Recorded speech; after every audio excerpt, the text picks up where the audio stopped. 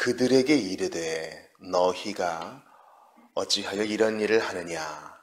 내가 너희의 악행을 이 모든 백성에게서 듣노라. 아멘. 너희가 어찌하여 이런 일을 하느냐. 내가 너희의 악행을 이 모든 백성에게서 듣노라.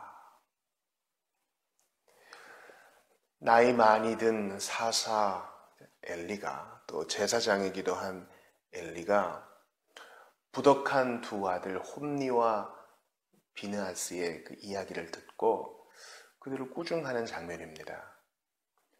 홈니와 비느하스는 하나님께 드리는 예배를 더럽힌 자요, 또 칠계를 범한 자로서 마땅히 교정되어야 하고 또 그 이전에 벌도 받아야 합니다. 하나님과 백성 사이에 선 중재자로서 이 사역을 너무 경홀히 여겼던 것이죠. 그것은 바로 하나님을 만홀히 여기는 것입니다. 그런데 이 엘리의 꾸중이 그렇게 영향력이 있는 것 같지 않고 또 그렇게 강하게 그들을 질책하는 것 같지도 않습니다. 나 백성들에게서 너희 소식 들었다. 너 어찌하여 이런 일들을 하느냐. 그러면서 엘리가 이런 얘기를 해요. 내 아들들아 그리하지 말라. 내 아들들아 그리하지 말라. 내게 들리는 소문이 좋지 아니하니라. 너희가 여호와의 백성으로 범죄하게 하는도다. 맞는 말 같지만 그리하지 말라. 너무 부드러워요. 계속 들어보시죠.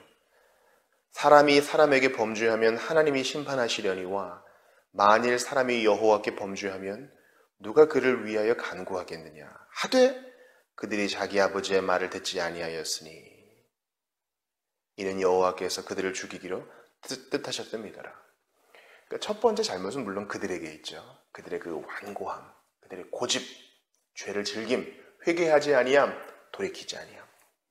그러나 너무 지나치게 부드럽게만 타일렀던 엘리도 잘한 것은 없습니다. 같은 성격의 말씀이 열왕기상 22장 8절에도 나옵니다. 제가 한 절 읽어드릴게요. 이스라엘의 왕이 아합입니다. 여호사밧 왕에게 이르되 아직도 임라의 아들 미가의 한 사람이 있으니 그로 말미암아 여호와께 물을 수 있으나 그는 내게 대하여 길한 일은 예언하지 아니하고 흉한 일만 예언하기로 내가 그를 미워하나이다. 여호사밧이 이르되 왕은 그런 말씀을 마소서. 지금 이제 친척 관계가 된 아합과 여호사밧이 힘을 합해서 이제 아합이 먼저 제안한 거죠. 길르앗 라못 가서 싸우자. 그 땅을 차지하자. 얘기할 때 여호사밧이 바로 승낙을 합니다. 하지만 이제 여호사밧은 신앙의 사람이어서 이 일을 앞두고 하나님께 물어볼 선지자 있습니까? 이렇게 물어봅니다.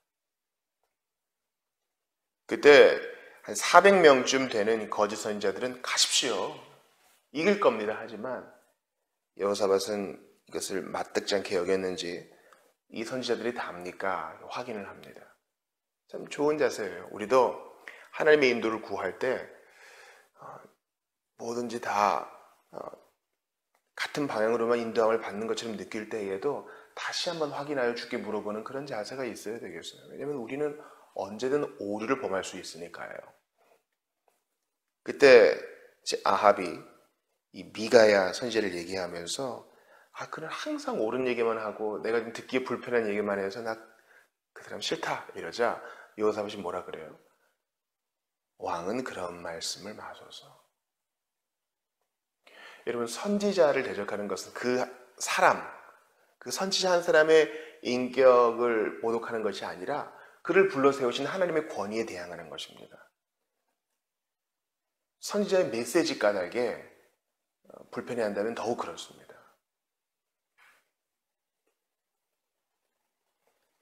하나님의 선지자로 하여금 바른 이야기를 해서 그를 질책하시는데 좋게 받아야죠.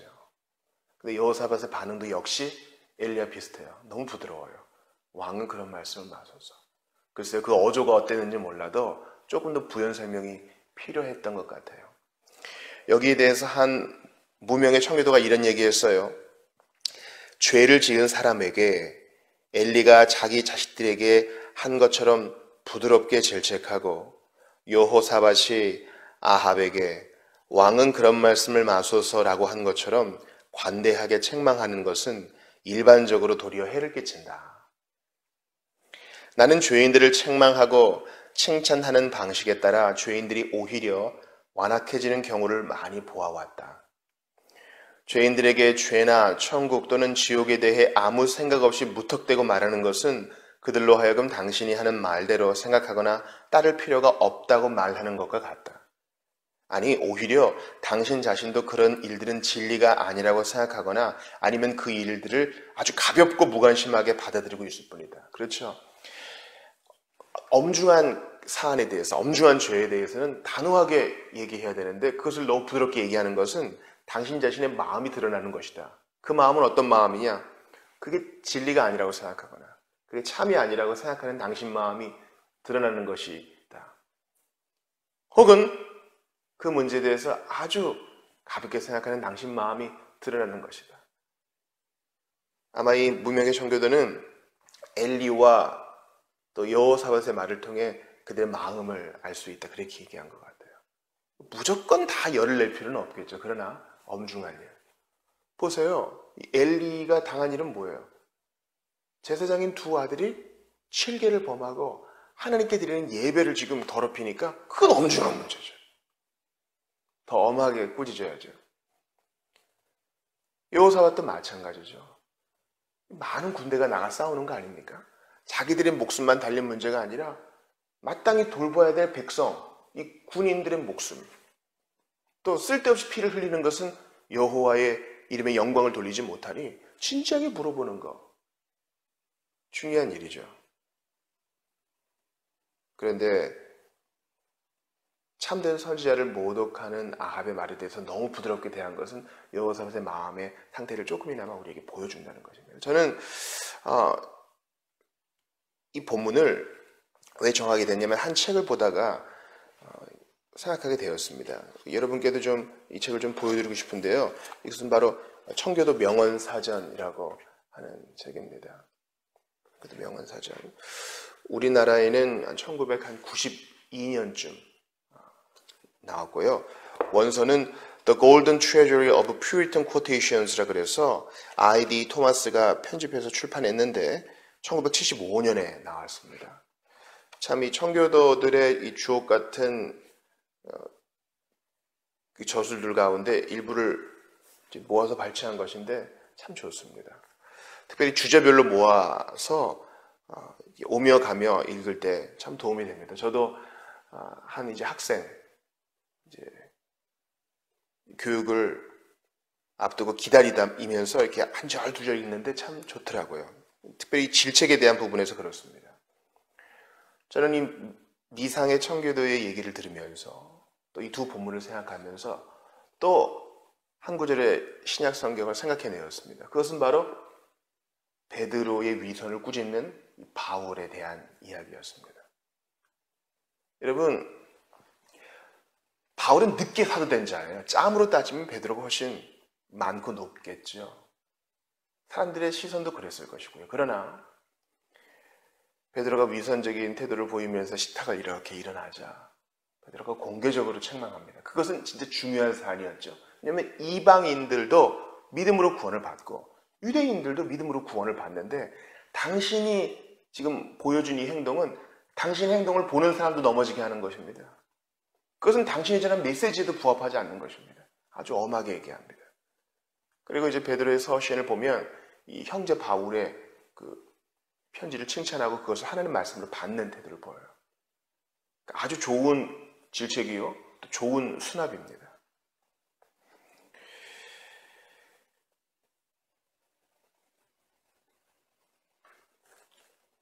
저는 이러한 질책에 대해서 청교도 데이비드 클락슨이 쓴 또 한 구절을 여러분께 읽어드리고 싶습니다. 한번 들어보세요. Reproof, 질책에 대해서, 그리스도인의 의무에 대해 데이비드 클락슨이 이렇게 말합니다. 당신을 죽이거나 당신의 물건을 훔치거나 당신의 집에 방화할 음모를 가지고 있는 강도나 악한을 알고 있는 친구가 그 사실을 당신에게 숨기고 알려주지 않는다면 당신은 그를 욕할 것이다. 이때 살인, 강도, 방화를 죄로 생각하지 않는 사람은 없다. 그러나 이 친구의 침묵이나 숨김도 죄로서 배반죄에 해당된다. 사실은 우리의 죄를 깨닫게 해주는 친구가 가장 진실하고 가장 우정이 깊은 친구이다. 위의 경우의 친구는 사실상 거짓된 친구로서 형제를 마음으로 미워하면서도 겉으로는 사랑하는 척하는 기만자를 따릅니다. 참, 수백 년 전에, 특별히 이제 17세기가 되겠죠. 이 한 청교도의, 또 청교도들의 이야기가 우리에게 깊은 통찰을 줍니다. 겉으로만 좋은 얘기를 해주고 정말 필요한 불편한 얘기를 해주지 않는 친구는 진실한 친구가 아니다. 제가 오늘 이 말씀을 드리는 것은 여러분이 오늘 하루 살면서 여기 들이받고 저기 들이받으라는 말씀이 아니라 신앙 양심으로 판단할 때 강도나 방어의 위험처럼 중요한 사안에 대해서는 단호한 태도를 취하라는 겁니다. 예수님께 대한 믿음, 교회에 대한 나의 믿음, 그리고 나의 신앙 양심에 대해서 조금 더 타협하지 말고 자신을 잘 지킬 뿐만 아니라 지체들에게도 권면해 줄 수 있는 우리 모두가 되기를 바랍니다. 그리스도인의 교제는 그저 다과 사이에 넣고 하하호 하는 게 전부가 아니라 필요할 때는 교정해 줄 수도 있는, 그게 진짜 친구예요. 이렇게 경직해 줄 수 있는 친구가 끝까지 남습니다. 좋은 일 있을 때 하하호호하고 농담이나 하는 사람은요, 고난의 불 앞에서 많이 없어지곤 하더군요. 우리 예수님을 생각해 보세요. 우리 예수님은 우리 좋은 얘기만 하지 않으십니다. 말씀을 통해, 성령을 통해서 우리의 죄를 직면하게 하시고, 고통스럽지만 그게 문제다 직면하게 하시고, 우리가 몸부림치며 기도하고 주의 은혜를 구할 때 또 부드럽게 오셔서 우리를 안아주십니다. 이게 복음 아니에요?